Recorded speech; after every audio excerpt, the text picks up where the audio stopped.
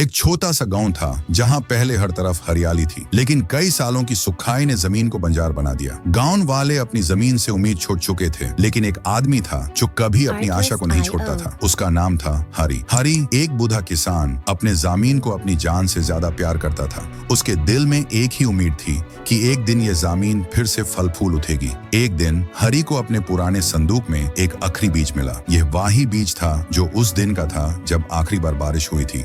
हरी के लिए यह बीज सिर्फ एक यादगार नहीं, बल्कि उसकी जमीन के लिए एक नई उम्मीद थी। हरी ने फैसला किया वो इस बीज को जरूर बोएगा, चाहे जमीन कितनी भी सुखी हो। गांव वाले उसका मजाक उड़ाते, लेकिन हरी अपने इरादे से कभी नहीं हिला। उसने अपनी आखिरी बूंद पानी से बीज को सींचा और अपनी पूरी आशा उसमें डाल दी। हर दिन हरी उस बीज से बातें करता, उसे अपनी पूरी लगान से पानी देता। दिन महीने गुजार गए, लेकिन जमीन वैसे ही सुखी रही।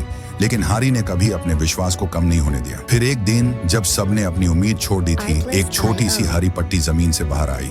हरी के लिए यह सिर्फ एक पट्टी नहीं, बल्कि उसकी लगान का फल था। उसकी आंखों में आंसू आ गए। गांव वाले जो पहले उसका मजाक उड़ाते थे, अब उसके आसपास इकट्ठा होने लगे। ये छोटी सी पत्ती अब पूरे गांव के लिए एक मिसाल बन गई थी। सब मिलकर उस पौधे की देखभाल करने लगे। उस पट्टी में अब उनके लिए भी एक नई आशा जग गई थी। जैसे ही पौधा मजबूत होने लगा, आसमान ने भी अपना आशीर्वाद देना शुरू किया। बारिश के पानी ने जमीन को जीवन से भर दिया। गांव वाले खुशी से नाचने लगे, जैसे उनकी सारी मेहनत रंग लाई हो। हरी का पौधा अब एक बड़े पेड़ में बदल चुका था, जो गांव वालों को फल देने लगा।